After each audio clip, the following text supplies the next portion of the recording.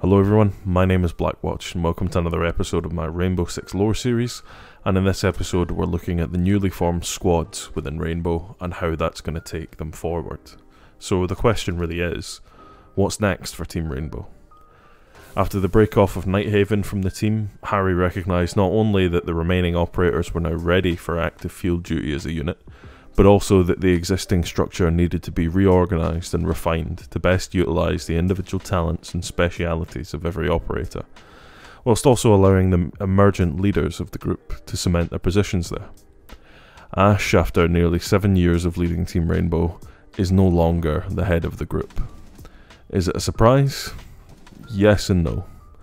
I've been suspicious for a while that the animosity between Ash and Nighthaven was seeing Harry's trust in Ash as a leader start to dwindle. The fact that he went those extra steps further to recruit yet another member of the PMC to Rainbow even after her confrontation with Callie at the Six Invitational showed that whilst he was unfazed by his plan, she struggled to find any confidence in it at all. This isn't to say he doesn't respect Ash, I'm sure he does, but it's clear that her lack of self-control and professionalism when it came to her handling of the situation was enough of a setback to see her removed from her role as a leader, and replaced by 4 new leaders designed to command the newly established squads within Rainbow.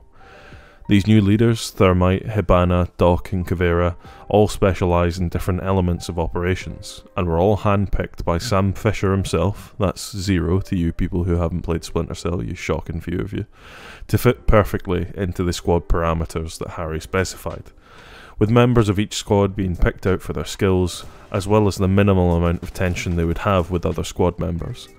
All these guys don't always get along, and so it's best to keep the ones that really don't get along apart. With Thermite, Sam saw, in his own words, a bad motherfucker who would be able to lead the team that would focus on high-risk missions, bringing together some of the more volatile members of Team Rainbow under one banner. With Ash's demotion landing her on this squad, there was clear understanding that the former leader would be willing to follow the command of one of her closest friends within the unit. In all, this squad comprises of Kaid, Gridlock, Tachanka, Fuse, Capcan, Buck, Sledge, Ash, Oryx, Thorn, Goyo, and Amaru, with Thermite at the helm as the leader. Plenty of noise, plenty of firepower, plenty of explosives. Perfect for high-risk missions. Hibana's squad, as Harry puts it, is for the careers. The most adaptable operators able to lead their own missions or assist other squads as and when required. Hibana's reliability as a soldier and as a leader led 0 to believe that her and the valuable connections that she possesses were the ideal candidate to lead the squad. Its members are Thatcher, Alibi, Blackbeard, Mute, Dokubi, Jaeger, Echo, Jackal, Blitz, Maestro, Azami, referred to as Kana/Flubber on Harry's board, Mira, and Rook. The idea of a humanitarian squad is one that Harry had come up with some time ago, but hadn't had the explicit need for until now. Doc was the clear candidate for the leader. He's well liked, experienced, and more than qualified to head up a group where collateral damage is completely off the table. The one conflict point resides within this unit: Lion. The feud between the two is long documented, where Doc had confronted Lion for his actions during a mission in Africa in 2015, blaming him for the death of some of his colleagues and accusing him of lacking the empathy required to work effectively in a medical setting.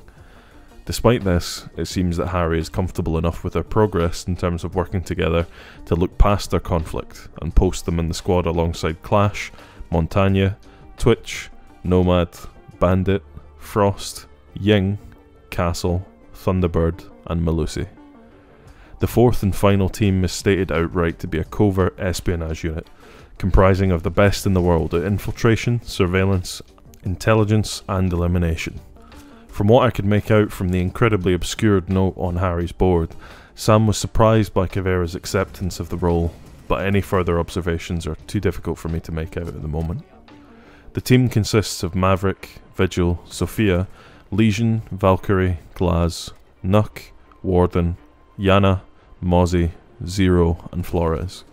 This team, as it seems, will be far more crucial to Rainbow's efforts in the future than you might initially expect them to be. As we'll discuss in the next video, Nighthaven's activities continue to point towards criminality, and may well have strayed into outright armed conflict against Rainbow operatives in the field. These squads for Rainbow represent a stronger, more united future for the team, one that's specialised but adaptable and ready to face the emerging threat that the now unleashed Nighthaven PMC may present to the world. When Azami found a Nighthaven QCR shell amongst the assassins who'd killed her employer, we now have to realise that that was only the beginning. And as we'll discuss next time, illegal arms dealing is certainly a problem, but taking live fire from Nighthaven in the field is another problem entirely. I hope you're still all enjoying this series. If you'd like to see more videos of this kind, please like, subscribe, share, whatever you want to do. And if you're interested in seeing any of my guides, there's links all over the place. Be happy to see you there. But until next time, do pobacenia everybody. Bye bye.